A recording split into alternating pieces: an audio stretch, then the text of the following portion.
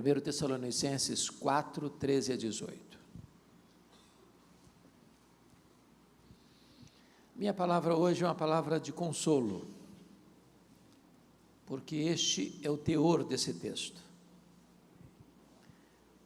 Não queremos, porém, irmãos, que sejais ignorantes com respeito aos que dormem, para não vos entristecerdes como os demais que não têm esperança.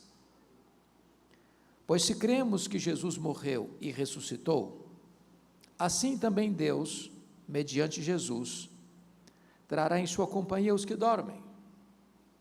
Ora, ainda vos declaramos por palavra do Senhor isto: nós, os vivos, os que ficarmos até a vinda do Senhor, de modo algum precederemos os que dormem. Porquanto o Senhor mesmo, dada a sua palavra de ordem, ouvida a voz do arcanjo, e ressoada a trombeta de Deus, descerá dos céus, e os mortos em Cristo ressuscitarão primeiro.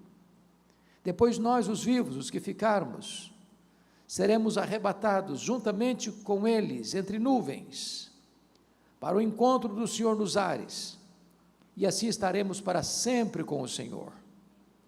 Consolai-vos, pois, uns aos outros com essas palavras. Amém. Irmãos, o apóstolo Paulo era um pastor e ao mesmo tempo um apologeta. Ele era um pastor e ao mesmo tempo um teólogo. E Paulo está escrevendo esse texto porque a igreja de Tessalônica, que era uma cidade grega, aliás, a capital de uma província grega chamada Macedônia, estava sendo influenciada esta igreja pela cultura secular. Em vez da igreja influenciar o mundo influenciava a igreja.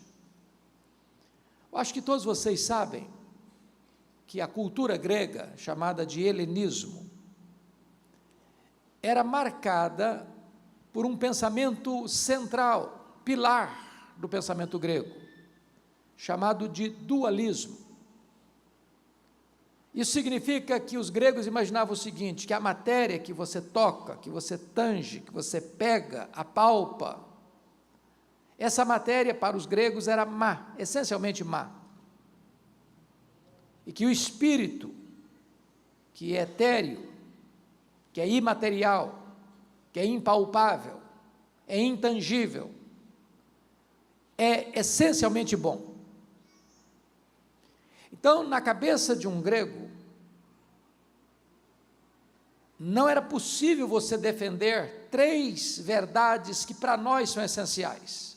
Primeiro, eles não podiam acreditar na criação, porque eles não podiam pensar que um Deus bom pudesse criar algo mal, uma vez que a matéria para eles era má.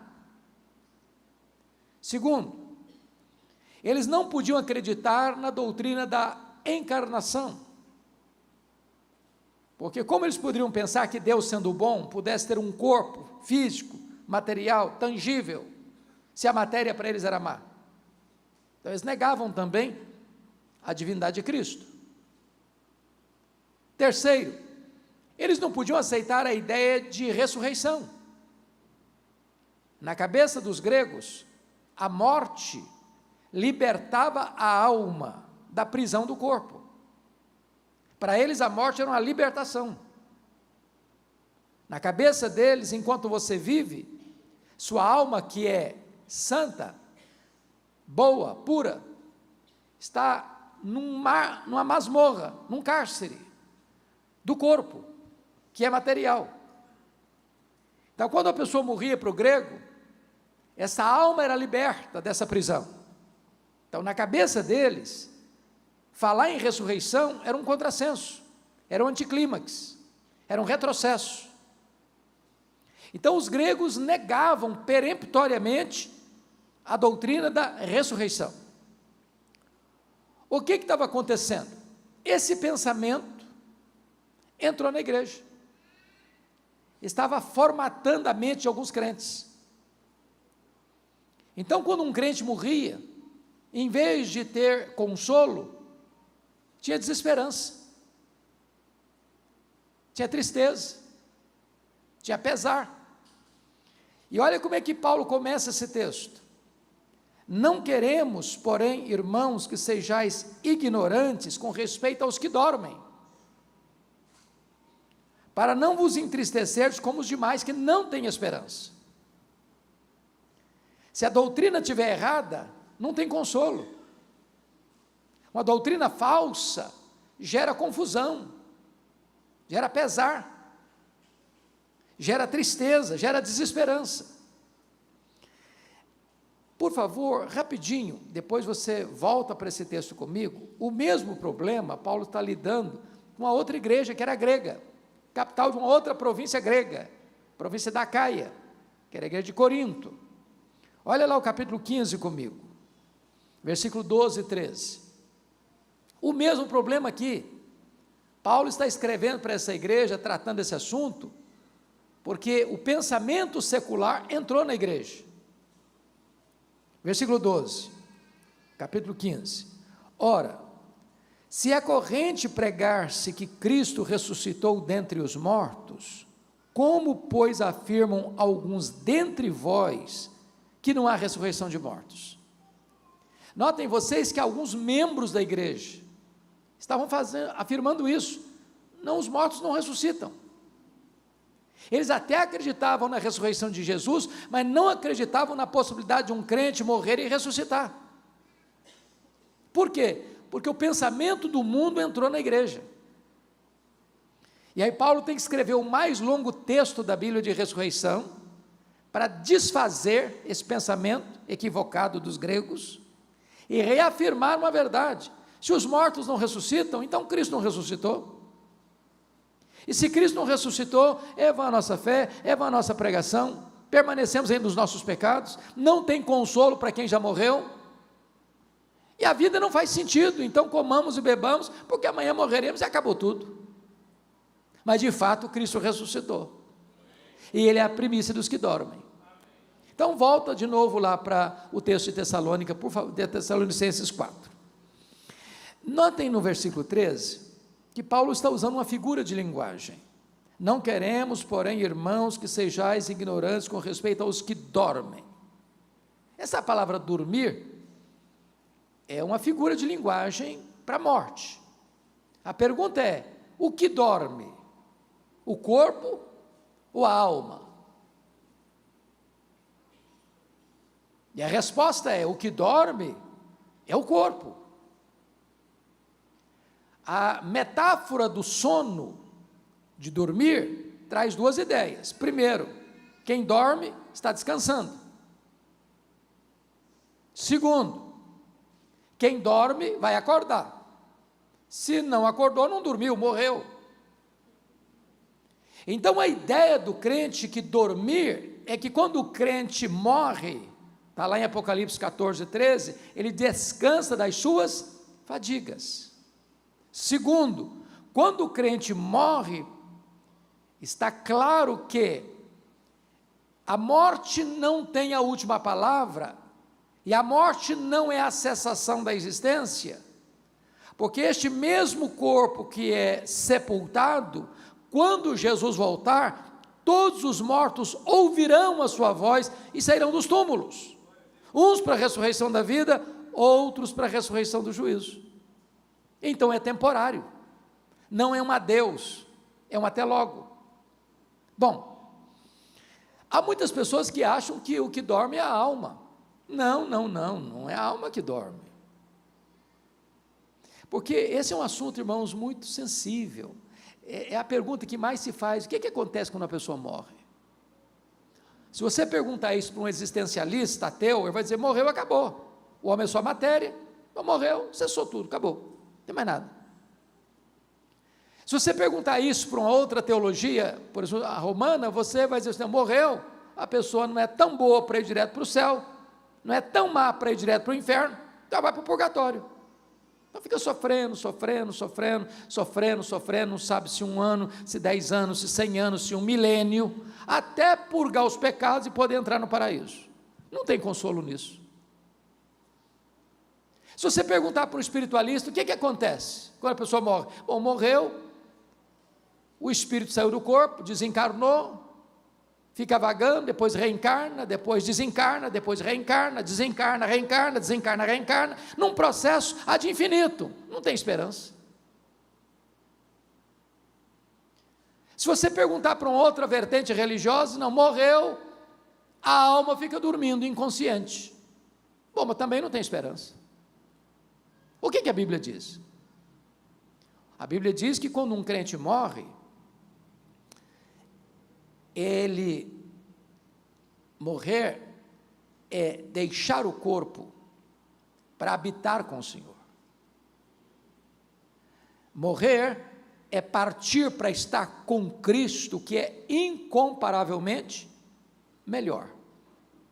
Hebreus diz que quando um crente morre, seu espírito é imediatamente aperfeiçoado para entrar na glória. O que Jesus disse quando ele morreu na cruz? Pai, nas tuas mãos entrega o meu espírito. Mas no mesmo dia ele foi sepultado. O corpo dele foi para um túmulo, mas o espírito dele foi entregue ao Pai. O que Jesus disse para o ladrão à sua direita que se arrependeu? Hoje mesmo estarás comigo no paraíso. O paraíso não era a sepultura. O paraíso é o céu, é a casa do Pai, é a Nova Jerusalém, é o seio de Abraão, é o lugar de bem-aventurança eterna. Então, Paulo está mostrando para a igreja que quando um crente morre, não é para a gente ficar desesperado, para viver como aqueles que não têm esperança, carimbados pela tristeza. Aliás, você e eu não precisamos ficar fazendo especulação sobre isso, porque há muita especulação. E a primeira razão por que nós não precisamos especular sobre isso, está aí no versículo de número 15, e a primeira verdade que eu quero pontuar, é a revelação. Ora, ainda vos declaramos por palavra do Senhor isto, ou seja, não é uma opinião de um teólogo, não é uma decisão de um concílio eclesiástico, não é uma corrente teológica, é uma revelação de Deus. Deus já se pronunciou sobre o assunto, a palavra dele já traz ensino claro, peremptório, final sobre a matéria, é a revelação de Deus. Então eu não preciso cogitar, eu não preciso especular, eu não preciso ter dúvida, Deus já falou sobre o assunto, é a revelação dele. E talvez um dos assuntos que mais me perguntam, e talvez perguntam ao pastor Júnior, ou perguntam aos irmãos que já são crentes mais maduros na fé, como é que vai ser esse negócio? Como é que vai ser o corpo da ressurreição? Será que nós vamos nos conhecer no céu? Como é que vai ser? Por exemplo, imagine você comigo, morreu um bebê no ventre da mãe, não chegou a nascer, vai ser um feto glorificado no céu? Morreu um bebezinho, acabou de nascer e morreu, vai ser um bebezinho, lá no berço celestial. Ou imagine você comigo, uma pessoa que morre depois dos 100 anos, lá em Vitória nós temos uma irmã muito querida, que completou 109 anos, pasmem vocês, enfia linha na agulha sem óculos, com 109 anos, e eu fico com inveja dela, porque se eu tirar o óculos eu não consigo ler minha Bíblia. Será que uma pessoa que morre com mais de 100 anos vai ser um vovozinho, uma vovozinha de bengala no céu? Ou uma pessoa que nasceu sem um membro do corpo, vai ser uma pessoa com o corpo amputado lá no céu? Nós não precisamos especular sobre isso, a Bíblia tem revelação sobre isso. A Bíblia diz em Filipenses 3:21 que o nosso corpo será semelhante ao corpo da glória do Senhor Jesus. Perfeito, completo, vai ser um corpo de glória. Vamos nos conhecer ou não vamos nos conhecer no céu? É óbvio que vamos nos conhecer. Irmãos, o céu é glorificação. Aqui você e eu conhecemos como que por espelho, obscuramente. Lá conheceremos como também somos conhecidos. Se eu perguntar aqui para a pessoa que tem mais anos de casado, você conhece a sua mulher? Perguntar para o marido. Ou perguntar para a esposa assim: você conhece seu marido? Se a pessoa for honesta, está dizendo: estou conhecendo ainda. Mas deixa eu mudar a pergunta. Os gregos estavam errados. A máxima dos gregos era: conhece-te a ti mesmo. Eu não me conheço. Tem hora que você não fica chocado com você mesmo, não? Tem hora que você não se escandaliza com você mesmo, não? Tem hora que você não se colhe pensando em coisa, não sou eu que estou pensando nisso, não é possível. Deve ser outra pessoa, eu não. Nós não nos conhecemos. Mas no céu, nós vamos ter pleno conhecimento. Agora, alguém dizia: pastor, mas se nós vamos nos conhecer no céu, vai ser muito ruim, porque se eu chegar lá e minha mulher não estiver lá, meu marido não estiver lá, meu pai não estiver lá, minha mãe não estiver lá, meu filho não estiver lá, minha filha não estiver lá, meu vovô, minha vovó não estiver lá, vai perder a graça.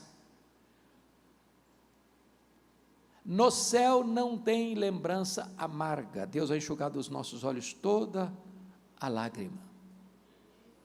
Agora, lá no céu nós não vamos ser famílias como somos aqui. Nós vamos nos conhecer, vamos saber quem foi quem.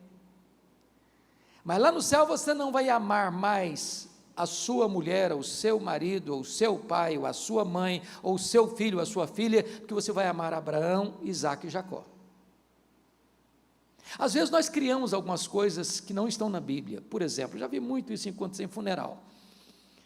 Morre o marido, já depois de 50 anos de casamento, e a viúva, chorosa, passa a mão nas mãos geladas daquele que partiu e diz: meu querido, daqui a pouquinho eu estou indo.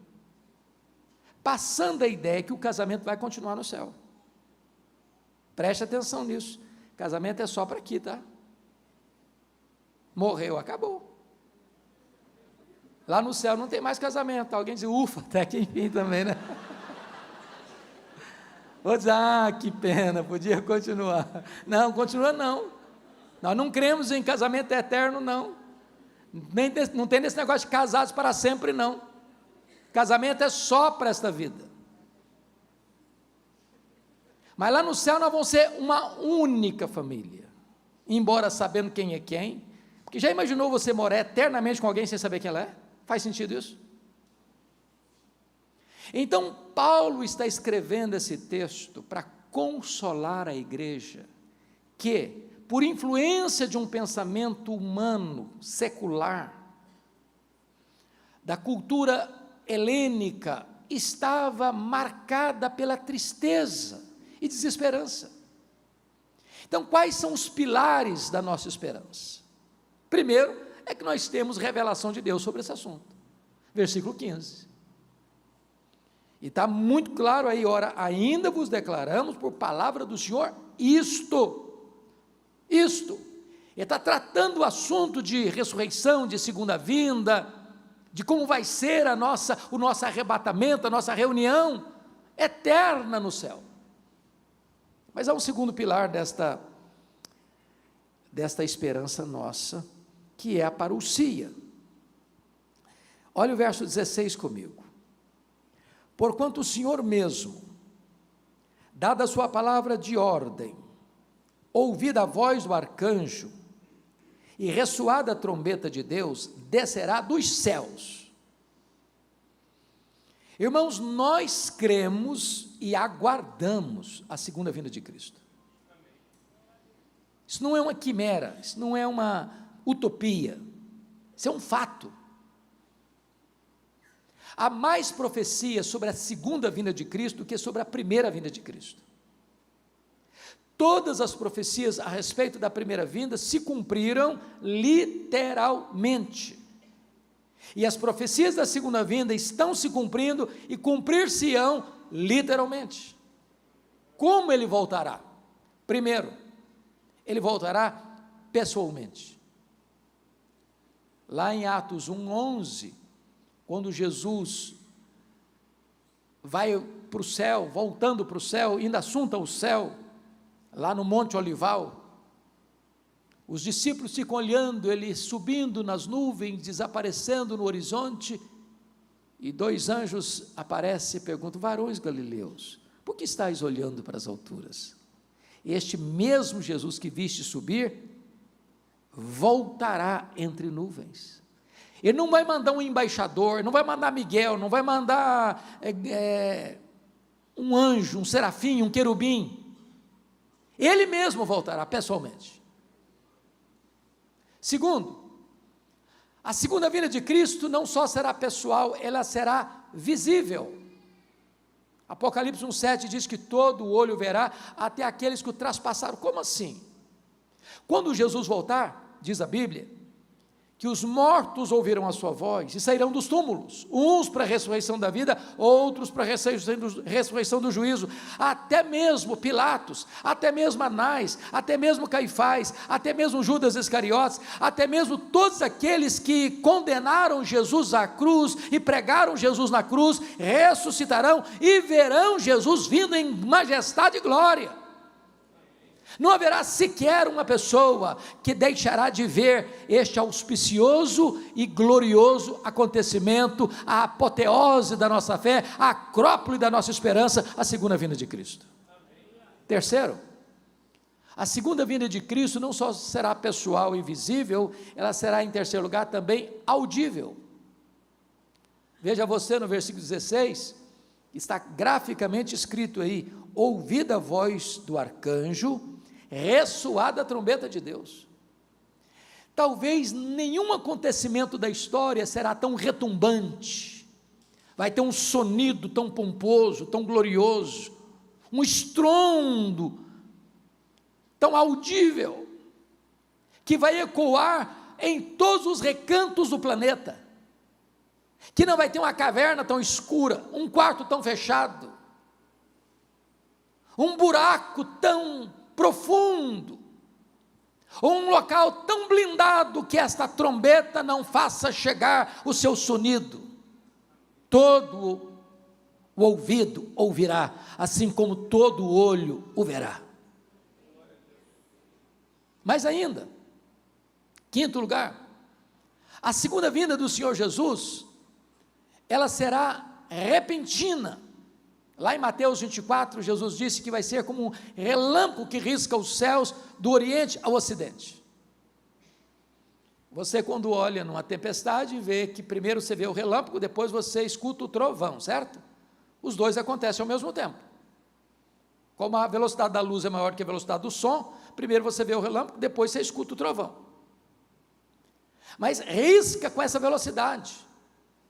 E Paulo, tratando essa matéria lá em 1 Coríntios capítulo 15, ele diz que a segunda vinda vai ser num momento, no abrir e fechar de olhos. E a palavra momento lá no grego é a palavra átomos, de onde vem a nossa palavra portuguesa átomo. Vai ser tão rápido como você abrir e fechar os olhos. Você já percebeu que você pisca sem perceber? Você não consegue contar quantas vezes durante o dia você abriu e fechou os olhos. Isso é automático.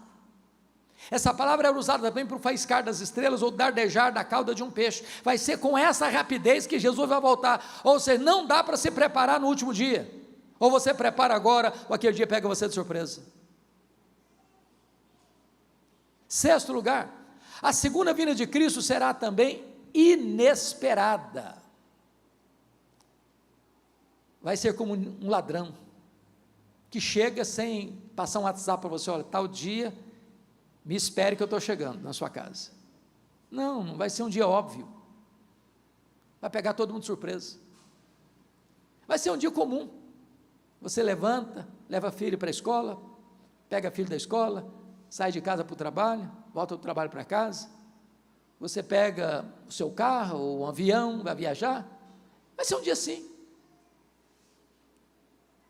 quando as pessoas não estarão esperando. Mas Paulo diz assim: nós não somos filhos das trevas, nós somos filhos da luz, e nós estamos esperando todo dia, e nós estamos na ponta dos pés aguardando esse dia, dizendo: Maranata, ora vem Senhor Jesus. Mas finalmente, irmãos, esse dia será inescapável. Está lá em 1 Tessalonicenses capítulo 5, que vai ser como uma mulher que está grávida para dar à luz. Ela vai dar à luz. Não tem como contornar essa agenda. Ninguém cancela essa agenda. Não tem autoridade tão poderosa no mundo para dizer, não, eu vou cancelar, Jesus não volta mais, pronto, eu decidi. Não, ele vai voltar. É inescapável. É inescapável. E esse mundo carece de que ele volte, sabe por quê? Esse mundo marcado de injustiça, de violência, de maldade, de corrupção, de tanta coisa que machuca, que fere, pois Jesus voltará em majestade e glória, e ele vai colocar todos os seus inimigos debaixo dos seus pés, e ele vai reinar em justiça e santidade, e o seu reino durará para sempre. E ele vai pegar os seus inimigos, e diz a Bíblia, que ele vai lançar no lago do fogo o anticristo, o falso profeta, o diabo, a morte, e todos aqueles cujos nomes não estão escritos no livro da vida, e então ele vai reinar com a sua igreja para sempre, e sempre, e sempre. Essa é a nossa esperança. Mas, me permita trazer o terceiro pilar da esperança cristã, que é a ressurreição. Versículo 16 ainda prossegue: descerá dos céus, e os mortos em Cristo ressuscitarão primeiro.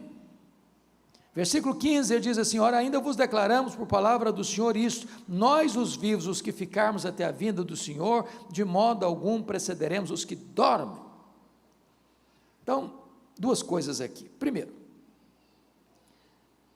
quando um crente morre, ele está falando para a igreja, não está falando do ímpio, ele está falando da igreja. Quando um crente morre, ele não está em nada em prejuízo ao que permanece vivo, em nada. Primeiro, porque já começa a desfrutar do céu antecipadamente.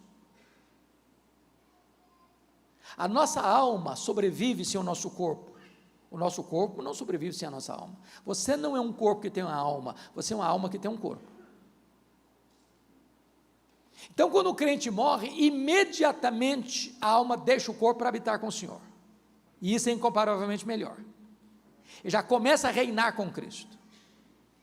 O corpo que foi feito pó, é pó, volta ao pó, e na linguagem bíblica, do momento do sepultamento ao momento da ressurreição, esse corpo está dormindo, como que descansando. Quando Jesus voltar, ele trará em sua companhia os que dormem. É claro que agora ele está fazendo a linguagem da alma ou do espírito que está lá no céu. Estas almas que estão lá no céu glorificadas, reinando com ele desde Abel, a primeira pessoa a morrer na história, todos aqueles que foram remidos pelo Senhor, voltarão com ele em glória, nesse cortejo celestial. E então o que vai acontecer? Primeiro, antes dos vivos serem transformados e arrebatados, os mortos em Cristo restarão primeiro. Não é restarão primeiro em relação a outros mortos ímpios, não. Restarão primeiro, está escrito e claro, em relação aos que estiverem vivos. Ou seja, a ordem cronológica é: primeiro os mortos ressuscitam, segundo os que estiverem vivos serão transformados. Então um crente não está em desvantagem, que morre. Quando na igreja de Tessalônica morria um crente, e eles estavam sem esperança, e eles estavam tristes, é porque eles não conheciam a verdade liberta, a verdade consola, a verdade traz segurança. É óbvio, meus irmãos, que quando morre um crente, normalmente nós da família, amigos próximos, temos tristeza, e a Bíblia diz que o funeral é um lugar de choro mesmo. Jesus chorou diante da sepultura de Lázaro. Você lê o Velho Testamento todo, havia luto. Mas tristeza e luto é uma questão momentânea, revelando a nossa humanidade. Mas não é desespero, não é insegurança, não é incerteza. Nós temos consolo. Agora, os mortos em Cristo restarão primeiro. A pergunta é: como é que vai ser esse corpo? A Bíblia responde. Como é que vai ser esse corpo? Lá em 1 Coríntios capítulo 15, a partir do verso 34 até o 44, Paulo vai trazer essa resposta de maneira muito bonita. porque Paulo vai fazer uma pergunta retórica: em que corpo vem? Como ressuscita os mortos? Em que corpo vem? Como é que vai ser esse corpo? E Paulo usa 3 figuras para responder. Primeiro, ele usa a figura da semente. Da semente. Então, como é que vai ser o corpo da ressurreição? Vai ter continuidade e descontinuidade. O que é isso? Se morreu um cara crente, vai ressuscitar para a ressurreição da vida. Se morreu descrente e ímpio, vai ressuscitar para a ressurreição do juízo. A morte não é uma varinha de condão que muda ninguém. Morreu salvo, vai para o céu. Morreu perdido, vai para o inferno. Não tem conversa. Morreu o Zé da Silva, não é o Antônio Pereira que vai ressuscitar, é o José da Silva. É continuidade. Esse corpo que vai ressuscitar vai ter identidade. É por isso que você pode reconhecer Moisés e Elias no monte. Não vai ser uma outra pessoa, é a mesma pessoa com a mesma identidade. Agora, o que vai ser descontinuidade? O que vai ser diferente? Paulo responde: semeia-se na corrupção, ressuscita-se na incorrupção. Ou seja, esse corpo nosso é susceptível ao desgaste do tempo. Ele vai ficando velho, ele vai ficando cansado, ele vai ficando enrugado, ele vai ficando caquético. Não tem para onde fugir. Eu até concordo que as mulheres são mais inteligentes que os homens, nisso admito. Elas driblam isso um pouco melhor do que os homens, né? Um bom cosmético dá uma boa trabalhada, né? Às vezes a pessoa acorda como um caos, e passa um bom cosmético, vira um cosmos, né? Daqui a pouquinho uma boa cirurgia plástica ajuda muito, mas chega uma hora que, ainda que Pitangui ressuscitado dentre os mortos, já não tem mais jeito de consertar, né? As pernas ficam bambas, os joelhos trôpicos, as mãos descaídas, os olhos embaçados, e diz os entendidos que cada fio de cabelo branco que brota na sua cabeça é a morte chamando você para um duelo. Então, não tem para onde fugir. Mas o corpo da ressurreição não vai ficar velho, não vai ficar cansado, não vai ficar caquético, não vai ficar enrugado, e nunca vai ficar debilitado. Boa notícia para as meninas: o corpo da ressurreição não vai brigar nem com o espelho, nem com a balança. Não é uma boa notícia? Segundo, semeia-se, versículo 1 Coríntios capítulo 15, versículo 42. O que é que Paulo vai dizer lá? Semeia-se corpo em desonra, ressuscita-se em glória. O que ele está dizendo? Meus irmãos, eu já visitei num hospital ovelhas cuja enfermidade fez o corpo encolher, pele e osso, um corpo machucado, cheio de feridas.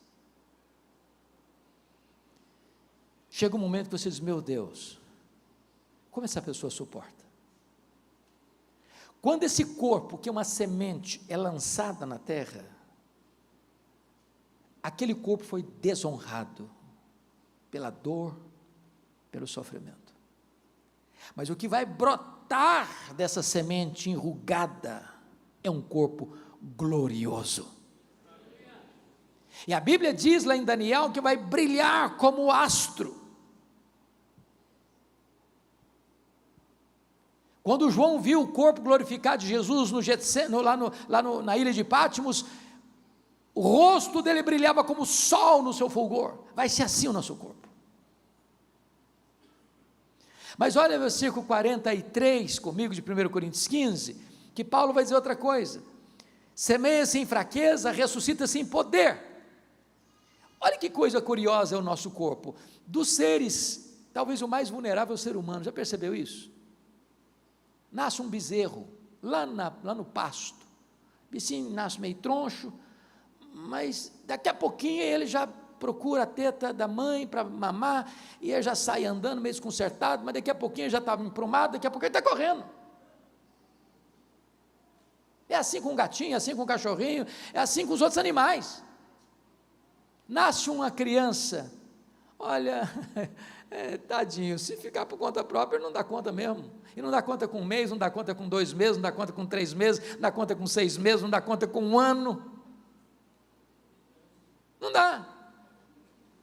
Mas depois vai crescendo, vai ficando forte, bonito, um jovem cheio de vigor, os músculos explodindo de força e vigor, aí fica a fase adulta, a inteligência boa, cabeça aberta, aí a fase outonal vai chegando, as forças vão diminuindo, o passo vai relentando, e daqui a pouquinho já dá passos mais lentos, daqui a pouquinho precisa de uma bengala, daqui a pouquinho precisa de uma cadeira de rodas, daqui a pouquinho precisa de uma maca. Fraqueza. Mas ressuscita-se um corpo de poder, poderoso. Sabe o que significa isso? Jesus entrava numa casa fechada sem precisar abrir a porta, o corpo da ressurreição. Jesus saía lá de Jerusalém, aparecia lá na Galileia, mais de 100 quilômetros, sem precisar percorrer o trecho. Nesse corpo de glória, Jesus foi assunto aos céus entre nuvens, sem precisar pegar um avião, uma jato, uma nave espacial. Assim será o nosso corpo de glória. Você já pensou que coisa fantástica? Me permita dizer isso. Tem gente que acha que vai chegar no céu, vai tomar água de canudinho do rio da vida e nunca mais vai precisar trabalhar. Deixa eu dizer uma coisa para você, se você não gosta de trabalhar, você está encrencado. Que lá no céu nós vamos trabalhar. Os seus servos o servirão, diz a Bíblia.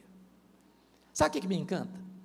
É que nesse corpo tão frágil que nós temos, diz o nosso íntimo amigo Albert Einstein, que nós não usamos sequer 10% da nossa capacidade. Agora, se nós não usamos 10% da nossa capacidade, o homem é capaz de fazer coisas tão fantásticas. Você já pensou você num corpo 100% turbinado pela glória de Deus, o que você não vai conseguir fazer? Sem qualquer limitação. E você vai poder habitar uns novos céus e a nova terra. Vou dar uma pulada no céu, vou dar uma pulada na terra. Foi. É por isso que nós cantamos um hino clássico, nem metade da glória celeste jamais se contou ao mortal. Nós aguardamos a ressurreição, nós cremos na ressurreição. Essa é uma verdade fundamental do cristianismo. Mas me permita compartilhar com vocês o 4º pilar da esperança cristã. Primeiro, é a revelação de Deus. Segundo, é a parousia, segunda vinda. Terceiro, é a ressurreição. 4º lugar, volta lá para mim, para Tessalonicenses, capítulo 4, versículo 13 a 18. É o arrebatamento da igreja. Olha o versículo 17. Então, pegando o contexto.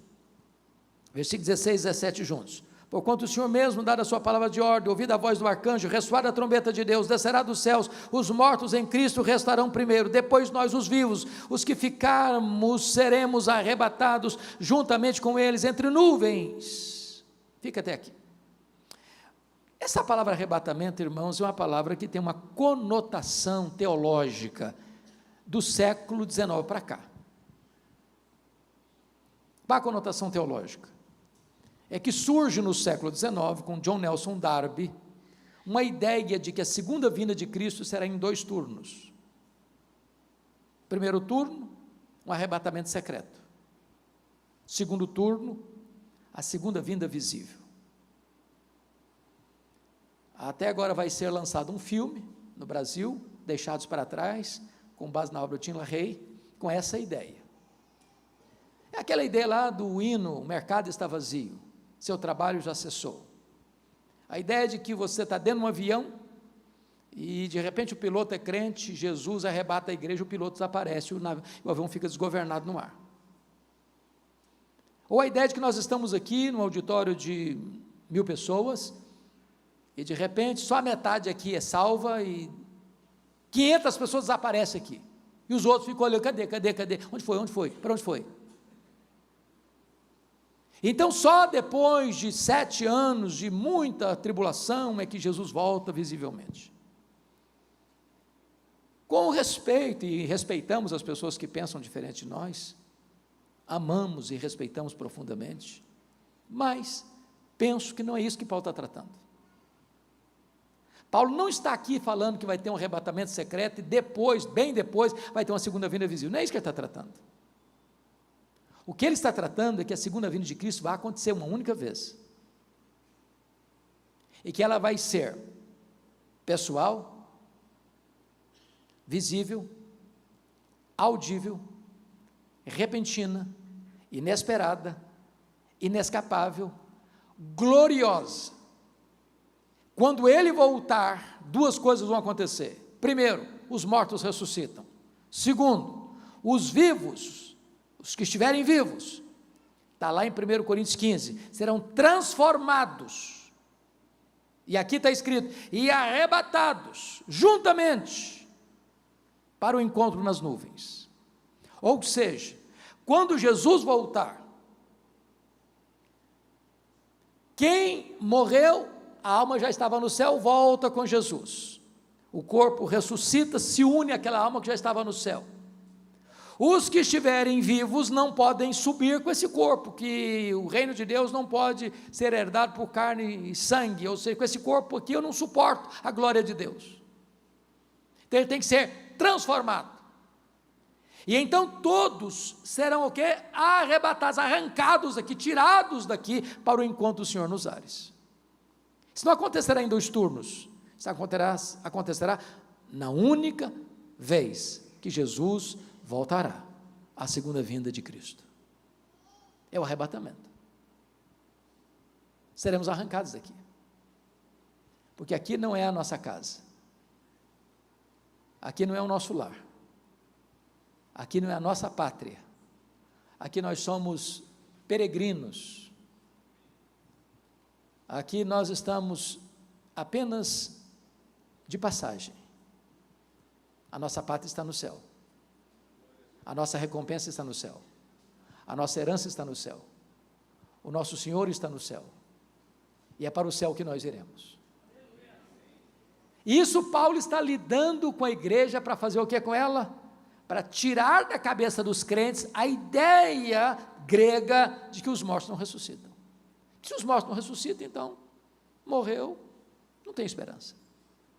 E eu termino com a palavra de Paulo no versículo 18.